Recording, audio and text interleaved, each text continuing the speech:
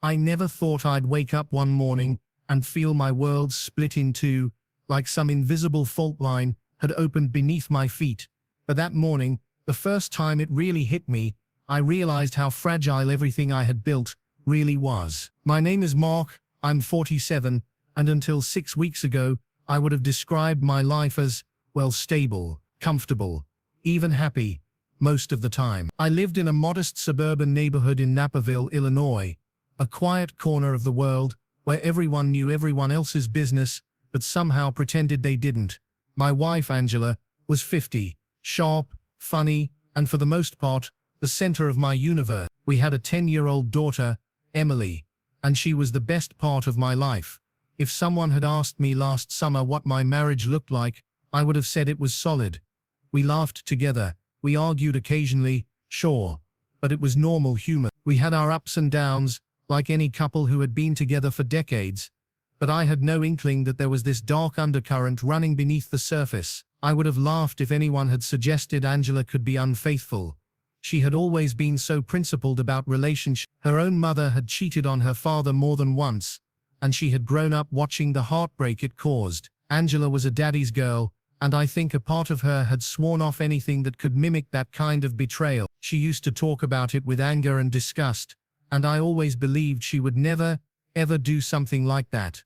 I know now that none of that matters when someone is lost inside themselves. Last summer, around July 2024, life seemed normal, or as normal as it ever is with kids and career. I had gained a bit of weight, yes. Work had been stressful. I wasn't the healthiest version of myself, but Angela never complained, or at least not to me directly. She had started a new sales territory, which was essentially an uncharted business landscape, and she had a new boss who was, well, difficult. I knew she was struggling with that. I knew she was drinking more than she should have, because I had noticed the empty bottles in the kitchen, the faint smell of vodka on her breath sometimes, but I didn't suspect it could escalate into anything catastrophic. I thought we were a team, that we would navigate this together. We had our routines. I would wake up early, make breakfast for Emily, and help her get ready for school. Angela would leave for work and I would head to the office. Our evenings were family-focused: dinner, homework, sometimes a movie. I loved those moments. The smell of our tiny kitchen, coffee brewing, the creak of the hardwood floors when Emily ran to me after school. Those details are burned into my memory now, not because they were extraordinary, but because they felt ordinary. And ordinary can be a dangerous thing when you don't realize how fragile it is. Angela had always been a social drinker, and I had never judged her for it. She had grown up around alcohol. Her childhood was chaotic, with a father who drank heavily, and a mother who did even more. She had her own demons. I knew this, but I thought we were past that point. She had been making progress, but last summer, I didn't know how deep the spiral was. The red flags were subtle at first. She would come home from trips a little distant, quieter than usual. She would laugh a bit too loudly at nothing, or text under the table while we were supposed to be having dinner. I chalked it up to work stress, hormones, or the challenges of navigating pre-menopause. I tried to pay more attention, to be patient, but now, in hindsight, I can see the tiny fissures that were ignored, the warning signs I failed to notice, or maybe chose not to notice because I didn't want to believe them. I still remember the day everything changed, although I didn't know it at the time. It was a Thursday in early August 20. I was at work when I got a message from a former friend of Angela's, someone who had fallen out with her recently. I had no idea what was coming. The message was blunt, almost casual in tone, but it landed like a bomb. "Mark," it said, "you need to know something about Angela. She cheated on you, twice." I read it over and over, thinking it was some kind of cruel joke, but the more I read, the more the details emerged. 2 separate work trips, 2 nights, complete with a bartender in one town, and a young guy in another. She had been drunk both times. She had even documented it, sharing photos and videos with her friends, laughing about it. I remember sitting at my desk, my hand shaking as I scrolled through the message, feeling the air leave my lungs. My first thought was disbelief. How could she? Why would she? We were okay. I had tried to take care of myself, admittedly imperfectly, but we were okay. The more I learned, the more the nausea set in. The first incident was with a bartender at the hotel where she stayed during a work trip. She told her friends about it, sent pictures, laughed. The second incident was even worse in my eyes. a 24-year-old she met at a beachside restaurant. She was so drunk, she didn't even remember how she got to his hotel. She had recorded a video of him afterward, and she sent it to her friends. The idea that she had not only done this, but then shared it, it shattered something inside me. I felt rage, sorrow, confusion, all at once. I remember driving home that day and not remembering the streets, gripping the steering wheel as if it could anchor me to reality. Emily was waiting, oblivious, in her innocence, and I had to pretend like everything was fine because she couldn't bear the weight of this truth. That maybe more than anything broke me. The smell of her hair after school, the sound of her backpack hitting the floor, the way she smiled at me when I walked in. How could I reconcile that with the knowledge that her mother had been unfaithful? In the weeks after I found out, I started to notice more subtle signs of what had been happening, or what had been wrong for a long time. Angela's drinking had always been her escape, her coping mechanism, but now it was clear how dangerously close to self-destruction she had been. There were pieces of her history I hadn't fully understood: the childhood trauma, the unresolved emotional instability, the hormonal imbalances, the isolation she had felt in a tough new job. And yet, I kept coming back to the same question: why, when she knew so well what betrayal felt like, could she do this to me, to us, to Emily? I had to confront it, of course. I had to sit with her, to watch her break down in front of me, to hear the apologies that felt both sincere and somehow inadequate. I had to witness the tears, the counseling sessions, the church visits, the attempts to rebuild what was broken. I could see the change. She had stopped drinking for good this time. She was making an effort, showing love, attention and remorse. But the question haunted me.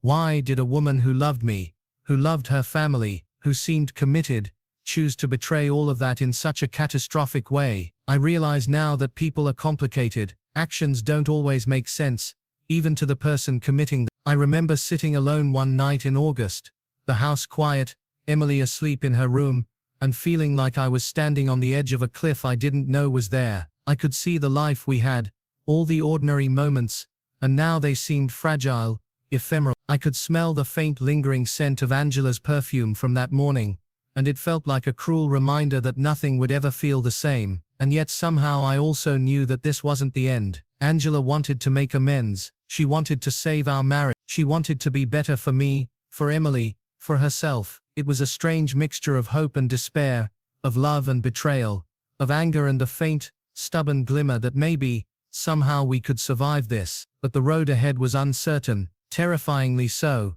That was the world I had known, my understanding of Angela, of us as a family, had been fractured, and I had no idea how or if it could ever be fixed. I had no idea how the next year would unfold, how the consequences of those summer nights would ripple through our lives. All I knew was that nothing could ever feel ordinary again. I still remember the exact moment it hit me, not just the knowledge of what Angela had done, but the full suffocating realization of it. It was late August 2024, maybe the 22nd or 23rd, and I was sitting in our living room, Emily asleep in her room, the house unusually silent. I had just come home from work, still dressed in my office clothes, shoes half off, tie loosened, and my phone buzzed again. Another message from Angela's former friend, a continuation of the initial bombshell I had received a few weeks prior. I knew what was coming, but I wasn't prepared for it. The friend had sent me photos and even screenshots of the messages Angela had shared with her friends,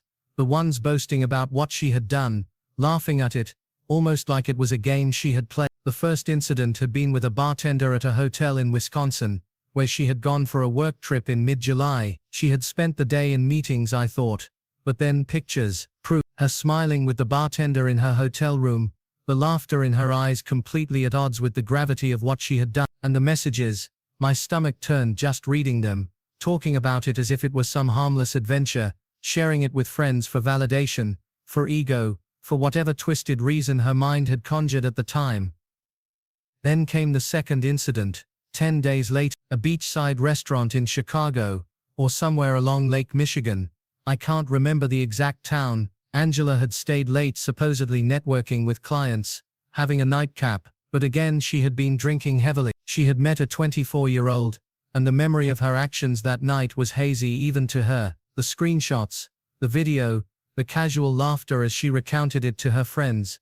It was a level of betrayal I couldn't reconcile with the woman I had married. I sat there, phone trembling in my hands, staring at the ceiling, trying to breathe. I remember thinking, how could you do this? Not only did she betray me, but she did it in ways that were almost performative, almost like she wanted someone else to know, to witness it, to validate. It wasn't just a moment of weakness, it was a public display of my own humiliation, even if unintentional. The rage hit first, a burning hot anger that made my chest tighten, and my hands shake. I couldn't focus on anything. I didn't eat dinner, I barely slept. Every memory of our life together, the weekend mornings with Emily, Angela making pancakes, her hair falling over her shoulders in the sunlight, the quiet moments on the couch, watching late-night TV, every memory was suddenly tainted. I kept replaying our last summer, every moment with her, trying to see the cracks, to understand what I had missed. I remember walking into the kitchen and seeing the half-empty wine bottle in the recycling.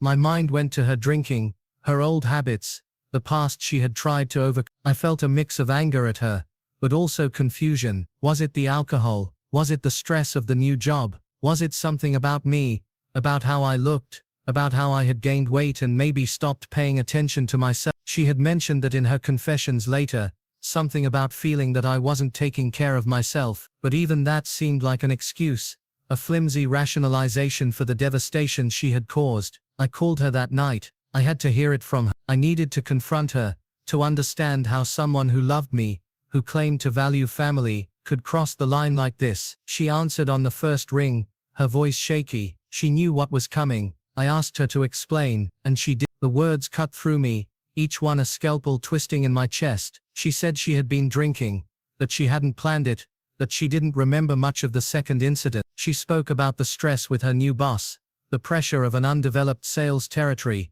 and the overwhelming exhaustion that had come with it. She mentioned feelings of mortality, feeling old, thinking about leaving me because she didn't think I was taking care of myself. She spoke about pre-menopause, hormonal imbalance, past trauma, and childhood instability. Every reason, every explanation, felt like another stab in my chest. I wanted to scream, to throw something, to break everything in sight, but I didn't. Instead I sat there, listening, trying to process the hurricane of emotions swirling inside me. Part of me wanted to hate her completely, to throw her out, to end everything. Another part of me, the part that had loved her for decades, wanted to hold her, to comfort her, to understand why this had happened. I remember pacing the house that night. I couldn't stay still. The wooden floors creaked under my feet. Emily's room was dark, the soft glow from her nightlight, casting shadows across the walls. I thought about her future, about how this revelation would affect her, if she ever found out what had happened before she was ready. I felt like I was carrying a boulder in my chest.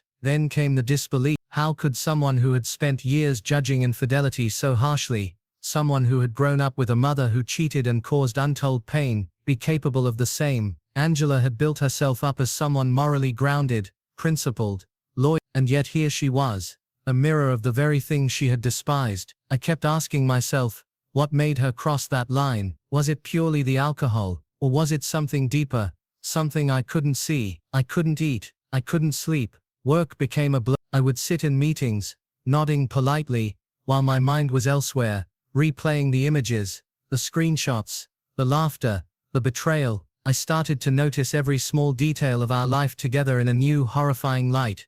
The way she smelled, the way she laughed, the way she hugged me. Every intimacy became suspicious. Every past touch, every memory, was filtered through this lens of betrayal. I reached out to a counselor myself, needing someone to talk to. I needed to untangle the knot in my chest, but even then, the counselor could only help so much. Words can soothe, but they cannot erase the images of betrayal, burned into your memory. I remember lying in her office, tears streaming down my face, repeating the story over and over, trying to make sense of it, trying to find some logic, some explanation that wouldn't shatter my world completely. I started noticing how small the red flags had been, the things I had ignored or rationalized, the nights she came home smelling faintly of alcohol, the empty bottles I had assumed were harmless, the slightly distant tone in her voice, the little lies about where she had been, what she had done. I had thought I was being a trusting husband, but maybe I had been naive, maybe I had ignored the warning signs, because I couldn't imagine this reality. Then came the sleepless nights, when I would lie in bed beside her, staring at the ceiling, listening to her breathe, feeling the warmth of her body next to mine, and being consumed by a mixture of longing and disgust. I loved her. I still did, but part of me wanted to crawl out of my own skin to vanish into the night, and never return. The cognitive dissonance was unbearable. How could I feel both love and revulsion at the same person at the same time? How could I reconcile her remorse with the magnitude of her betrayal? I also felt trapped by responsibility. Emily was 10, innocent and utterly unaware of the storm beneath the surface. How could I protect her from the pain while also confronting the reality of her mother's action? The moral dilemma was crushing. If I left Angela, I would shatter the family, and Emily would be the casualty. If I stayed, I would be living with constant reminders of her infidelity, trying to rebuild trust that felt impossible to repair. The breaking point wasn't just the discovery, it was the way it changed my entire perception of reality. It wasn't the betrayal itself, although that was devastating enough. It was the erosion of certainty, the realization that the life I thought I knew, the woman I thought I knew, the family I thought I had, was not what it seemed. The breaking point was the loss of the safe, predictable world I had built. The world where ordinary moments felt secure, where love felt unshakable. That world was gone, replaced by uncertainty, suspicion, and an aching question that had no easy answer. I spent weeks oscillating between anger, sorrow, despair, and tentative hope. Angela was remorseful. She stopped drinking, took us to counseling, prayed with us, paid attention to me, and Emily in ways she hadn't before. She was trying, desperately, to rebuild what had been destroyed. But the image of those 2 nights, of the photos and videos, of her laughter while sharing them with friends, it haunted me. Every attempt at normalcy was shadowed by that knowledge. I began keeping a journal, trying to process my emotions, to untangle the chaos inside me. I wrote about the betrayal, about the feelings of inadequacy, about the anger, about my love for Angela, about the fear for Emily's future. Writing was the only thing that gave me even a sliver of clarity, but even then, clarity didn't mean peace. It didn't mean forgiveness. It didn't mean understanding. It just meant acknowledging the raw, painful truth of what had happened. And slowly, ever so slowly, I began to see the faint outlines of a path forward. Not forgiveness yet, not resolution, but the first tentative step, understanding that people are complicated, that actions aren't always rational, that love and betrayal can coexist in terrifying ways. Angela had made catastrophic mistakes. She had hurt me beyond what I thought I could endure, but she was also trying, and that mattered. Even if it didn't erase the pain, it mattered. The breaking point was not a single moment.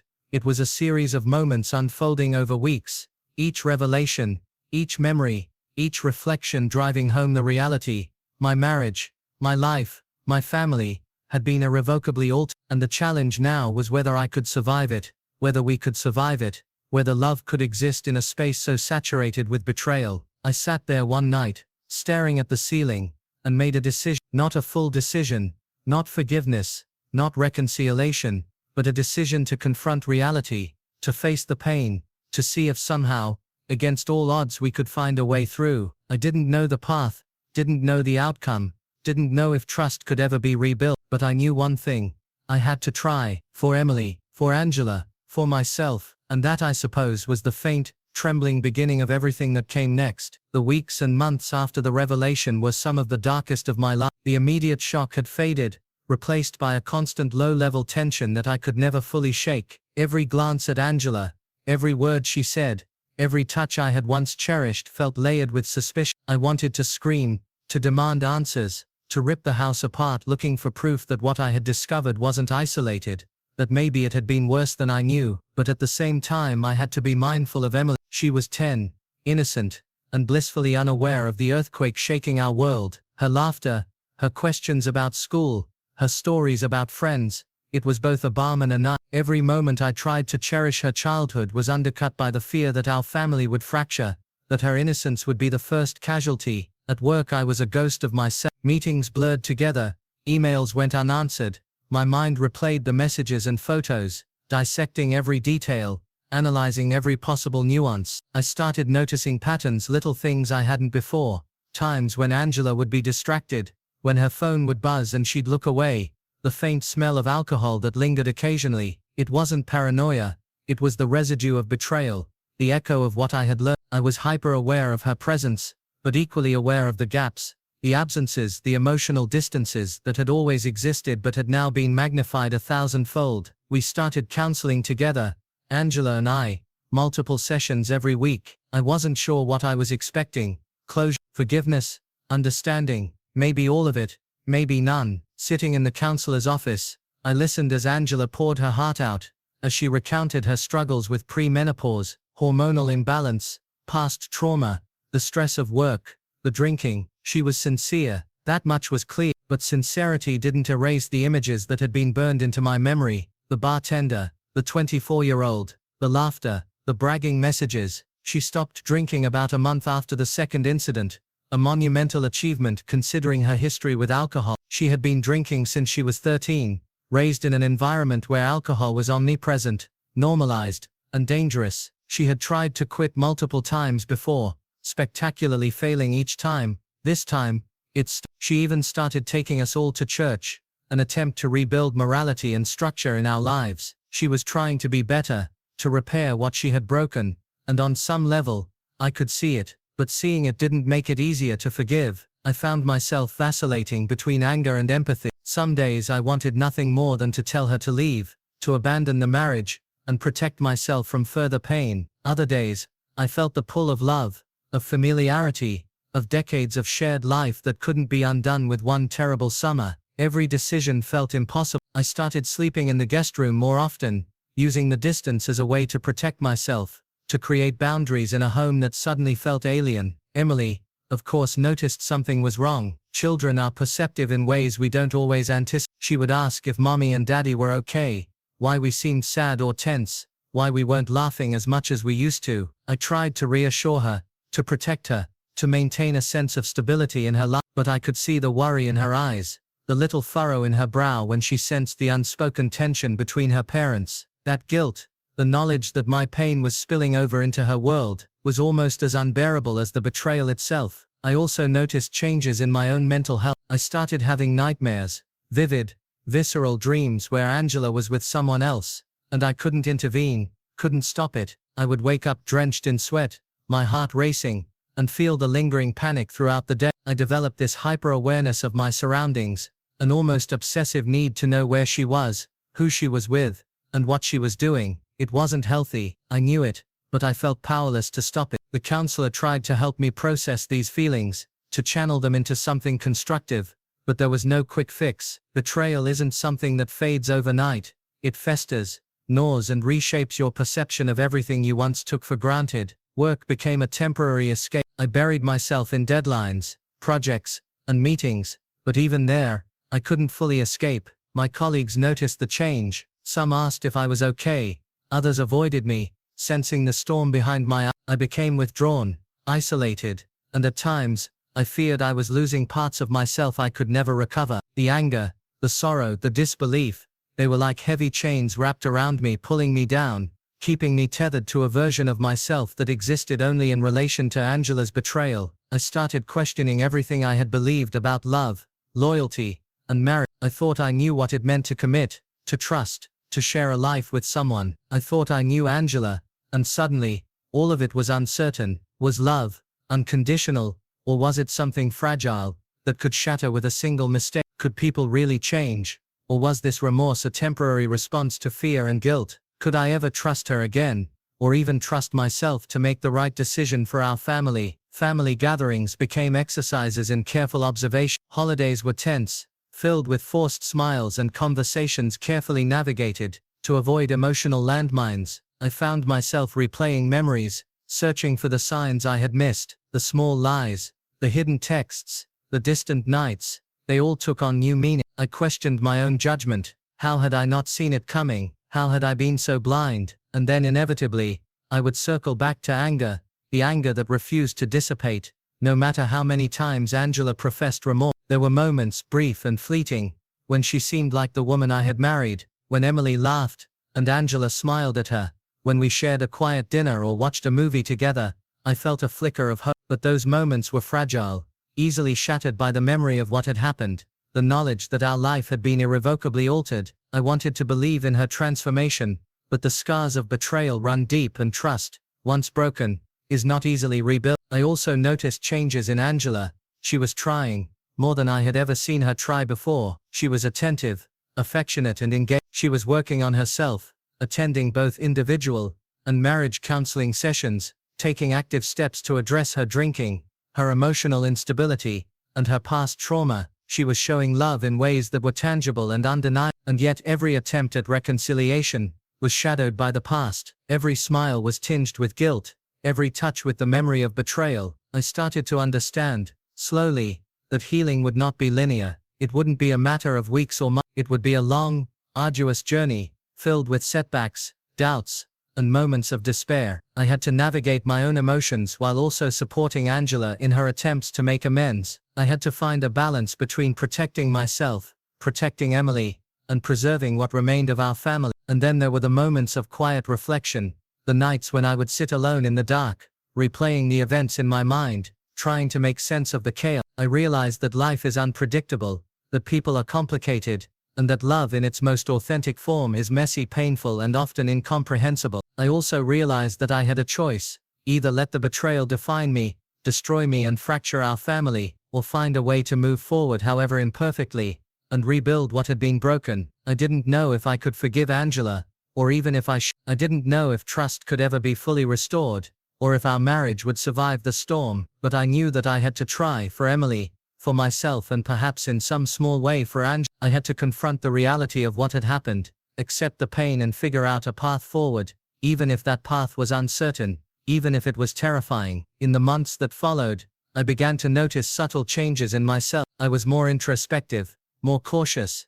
more aware of the fragility of life and relationships. I became attuned to the nuances of human behavior, the hidden struggles, the unspoken pain that everyone carries. I realized that betrayal doesn't just affect the person who is hurt, it ripples outward, touching every aspect of life, reshaping perceptions, and forcing difficult choices. Angela continued her efforts, attending counseling, participating in family activities, and showing a level of vulnerability I had rarely seen before. She was confronting her demons, facing the consequences of her actions, and attempting to rebuild the trust she had shattered. And slowly, almost imperceptibly, I began to see the possibility of healing, not yet forgiveness, not yet reconciliation, but the faint glimmer of hope, that maybe, just maybe, we could find a way through this. I also began to recognize the importance of self-care, of establishing boundaries, and of protecting my own mental health. I started exercising, focusing on my work in constructive ways, and seeking support from friends and professionals. I realized that surviving betrayal isn't just about processing the actions of another person,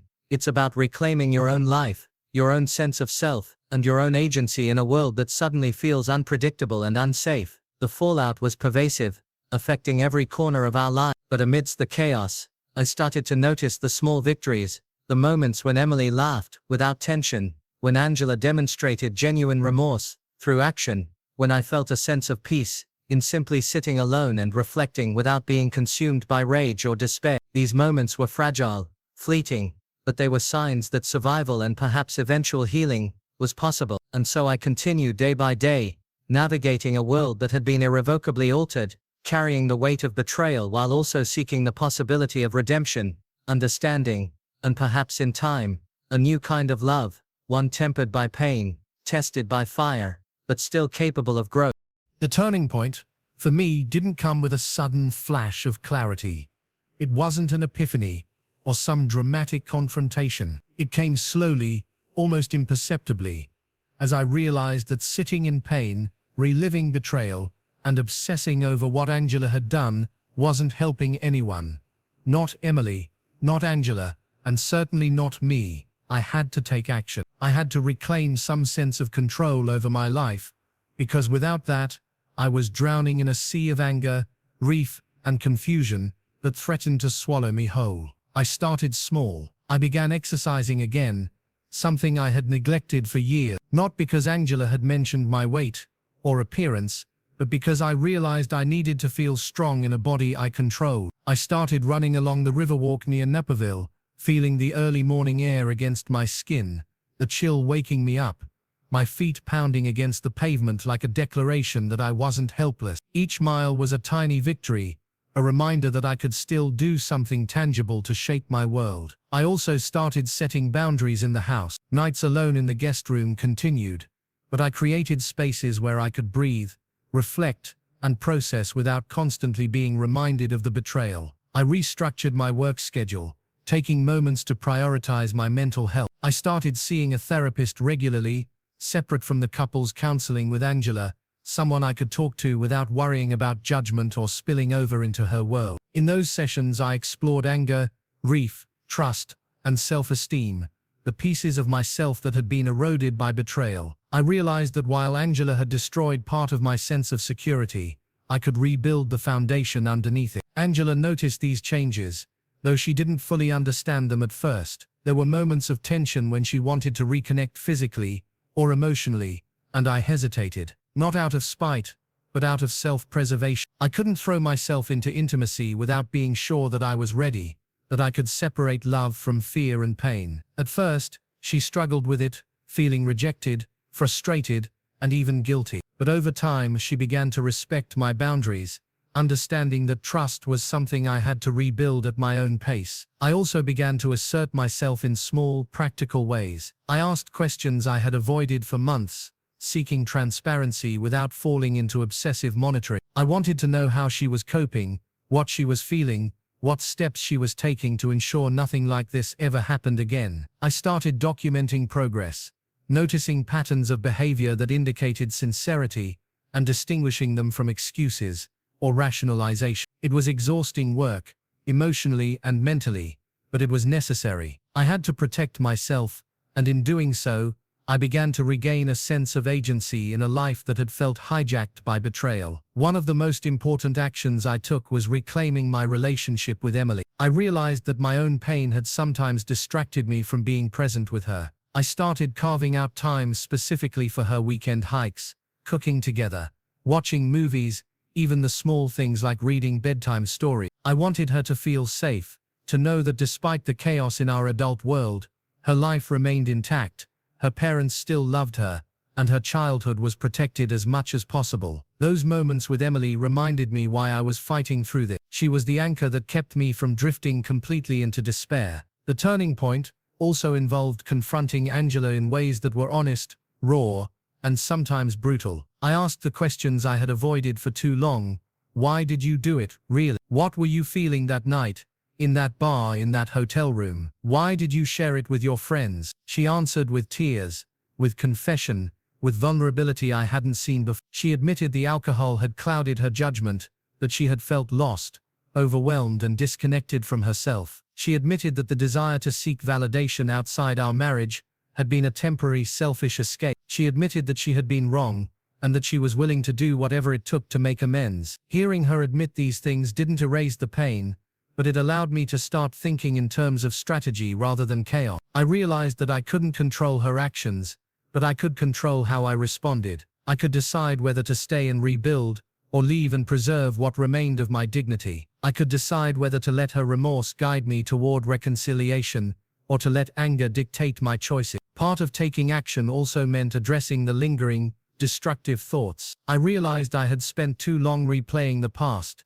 obsessing over images and videos that had no power over the present unless I gave them that power. I began journaling regularly, documenting my emotions, my triggers, my progress. Writing became a form of therapy, a way to externalize the chaos in my mind and examine it objectively. I wrote about anger, about grief, about the moments of doubt and fear. I wrote about the small victories, the mile I ran, the night Emily laughed uncontaminated by tension, the day Angela sincerely apologized without prompting. Each entry was a step forward, a sign that I was actively participating in my own recovery. I also started reconnecting with friends, people I had distanced myself from during the weeks of turmoil. I needed a support network outside the confines of our home, people who could offer perspective, advice, and empathy without judgment. Conversations over coffee or long walks with trusted friends became a lifeline, a reminder that I wasn't alone, that the world wasn't entirely consumed by betrayal. Angela, for her part,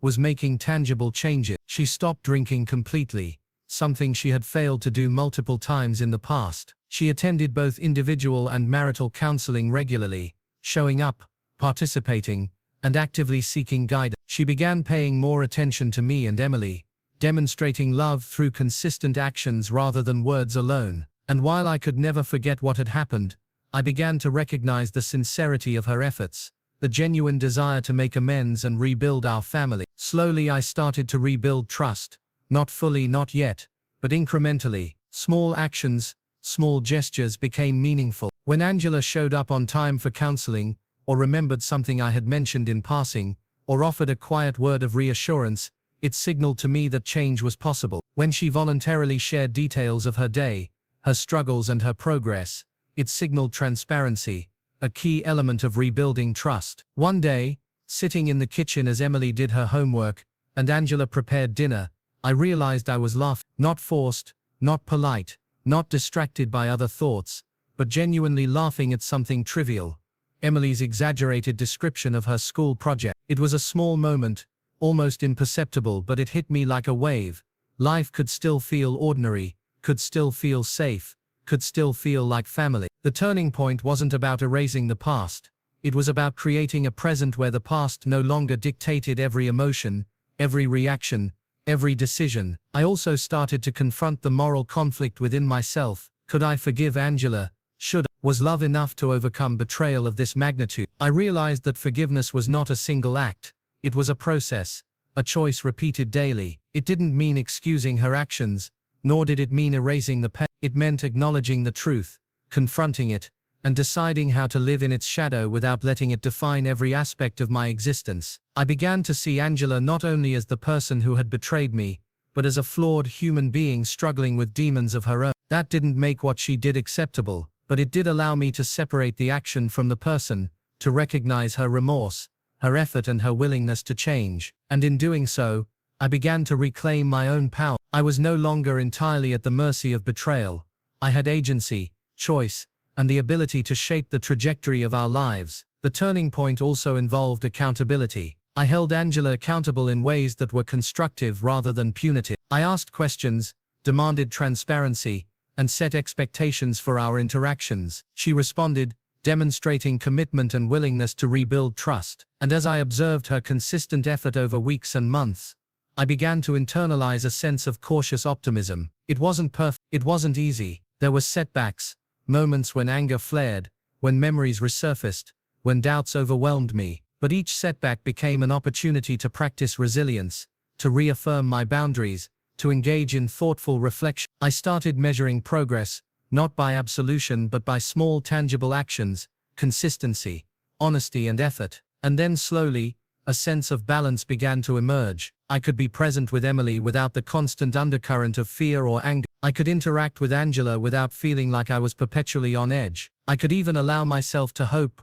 cautiously, that our family could survive this, that trust could be rebuilt, and that love, though altered, could endure. The turning point wasn't dramatic, it wasn't cinematic, it was the gradual accumulation of actions, reflections, and decisions that allowed me to reclaim my life from the grip of betrayal. I learned that healing is not about forgetting, nor is it about perfect resolution. It is about agency, understanding and the willingness to engage with reality, however painful, with courage and intention. I realized finally that the road ahead was still uncertain, that full forgiveness was still distant, and that trust would take years to rebuild, if it could ever be fully restored. But for the first time since that summer of 2024, I felt like I was steering my own ship again, rather than being tossed helplessly in the stormy seas of betrayal. That sense of control, however fragile, was the turning point, the moment when I began to reclaim my life, my family and my future, one deliberate step at a time. The resolution didn't arrive in a single moment.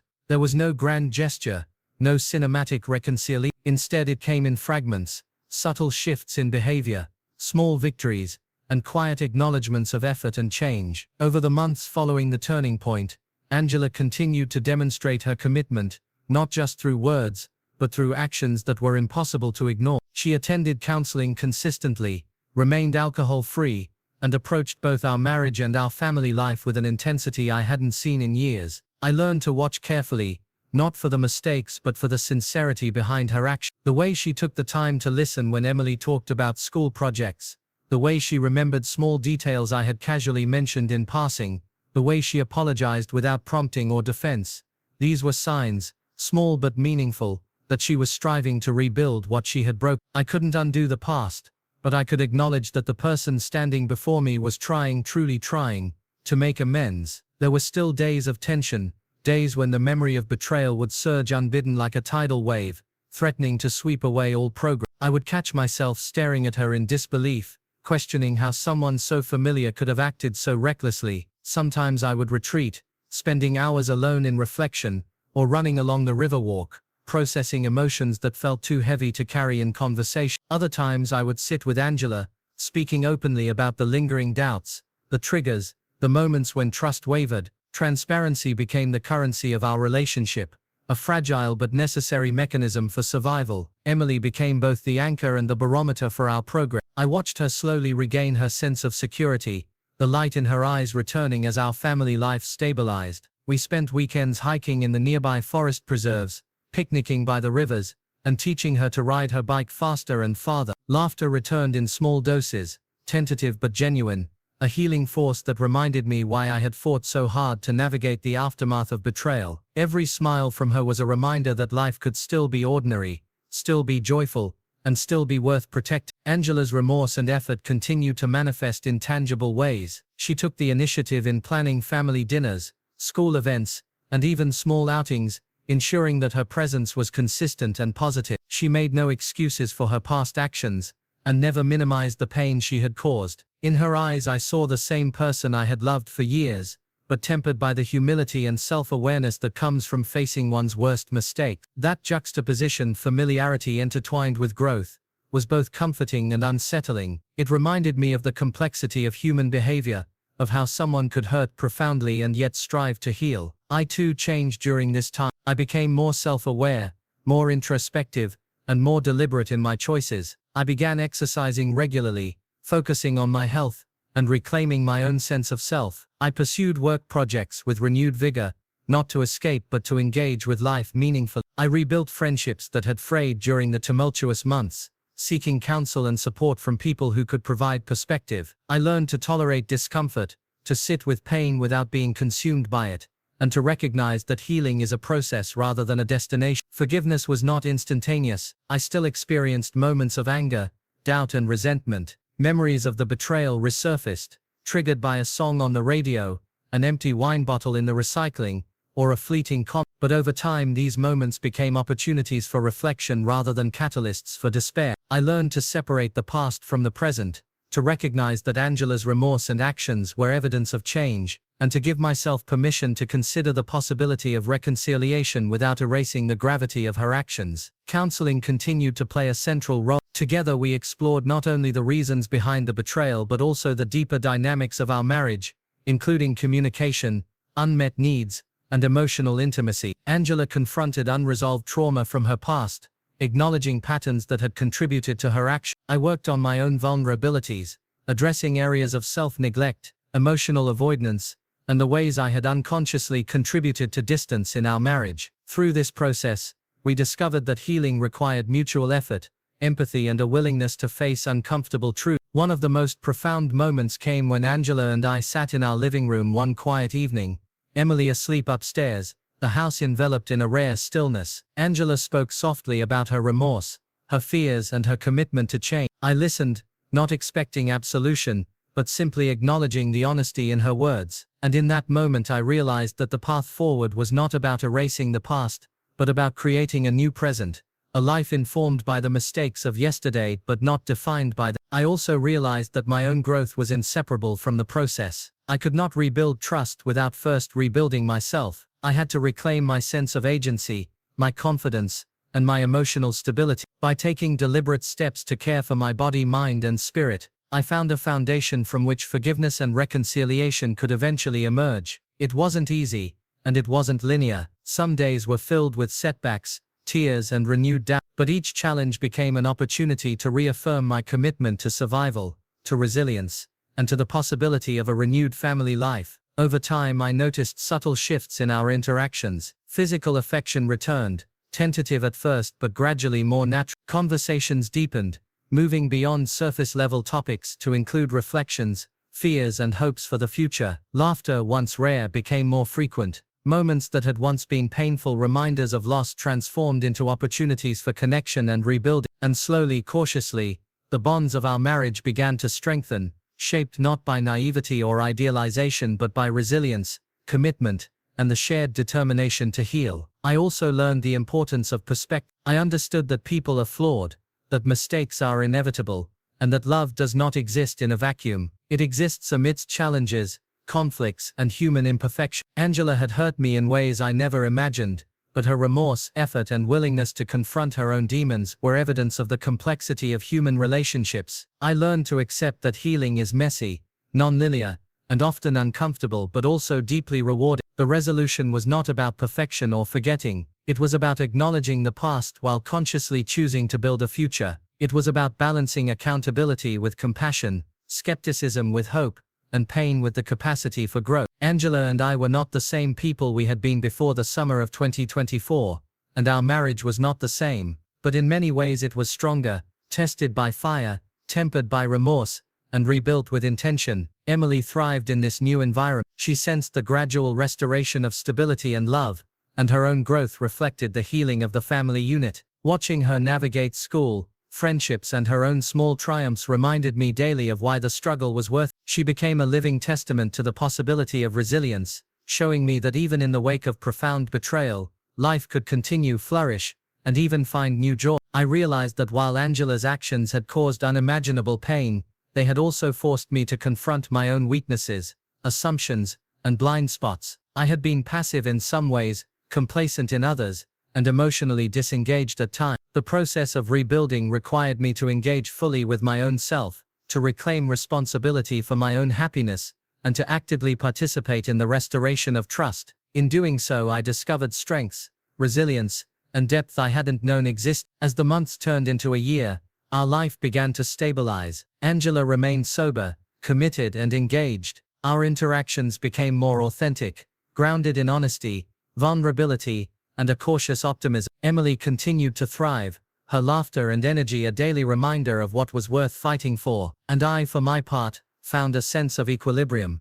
a balance between acknowledging the pain of the past and embracing the possibilities of the present. The resolution, I realized, was not a final act, but an ongoing process. Trust had to be rebuilt every day, forgiveness had to be reaffirmed continually, and love had to be expressed through consistent, tangible action. There were still moments of doubt, waves of anger, and echoes of the betrayal that would resurface unexpectedly. But I had learned that resilience, communication, and deliberate effort could transform a marriage scarred by infidelity into one that was stronger, more honest, and more capable of enduring life's inevitable challenges. In retrospect, the summer of 2024 was a turning point not only in Angela's life but in mine. It forced me to confront pain I had never anticipated, to question assumptions I had long held, and to engage with love, trust, and family in ways that were both terrifying and transformative. The road was arduous, the process exhausting, but in the end, we emerged more self-aware, more committed, and more capable of navigating the complexities of human relationships. I don't pretend that everything is perfect.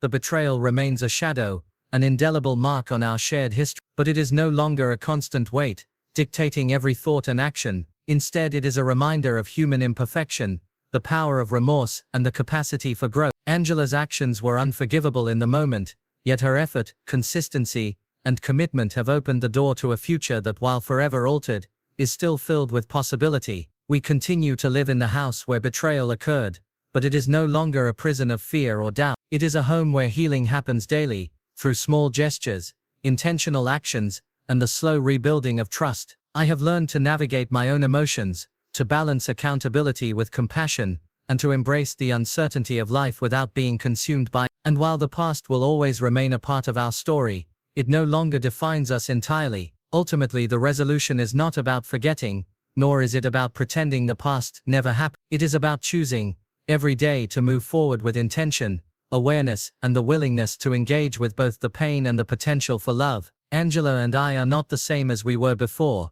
and our marriage is not what it once was, but it is alive, growing, and evolving, tempered by experience, strengthened by effort, and guided by a commitment to our family, our daughter, and ourselves. And in that I have found a measure of peace, a recognition that while life can be cruel, human resilience, effort, and love can carve a path forward, even through the darkest storms. The summer of 2024 will always be a scar, but it is no longer a wound that controls. It is a reminder, a teacher, and a turning point in the story of our family, a story that despite everything continues.